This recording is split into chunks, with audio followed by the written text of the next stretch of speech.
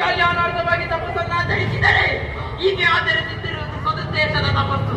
ತನಗೆ ಯೋಗ್ಯ ಪುತ್ರ ಬೇಕು ಎನ್ನುವ ಹಾಗೆ ತಪಸ್ಸನ್ನು ಆಚರಿಸುತ್ತಿದ್ದಾಳೆ. ಹೀಗೆ ಆಚರಿಸಿದ ಈ ತಪಸ್ಸು ಇಡೀ ಹುಲಿಕುಲಕ್ಕೆ ಅಪಮಾನವಾಗಿದೆ. ಹೀಗೆ ಎಸಗಿದ ಸಿದ್ಧಕ್ಕೆ ಸರಿಯಾದ ಶಿಕ್ಷೆ ಒದಗಿಸದಿದ್ದರೆ ನಾಳೆ ಪ್ರಪಂಚಿಗರು ಎಲ್ಲರೂ ಇದೇ ಹಾದಿಯನ್ನು ಹಿಡಿದವರು. ಇನ್ನು ಮುಂದೆ ಹೀಗೆ ಉದರದಲ್ಲಿ ನಾನು ಕೊಟ್ಟಂತಹ ಶಾಪವಾಕ್ಯ 3 ಮೂರ್ತಿಗಳಿದ್ದರು ಪರಿಮಾರ್ಜನೆ ಸಿಗದೆ ಹೋಗಲಿ. ನನ್ನ ತಪಸ್ಸನ್ನು ಮುಂದುವರಿಸಬೇಕು. ಯೋಗ್ಯವಾದ ಸ್ಥಳವನ್ನು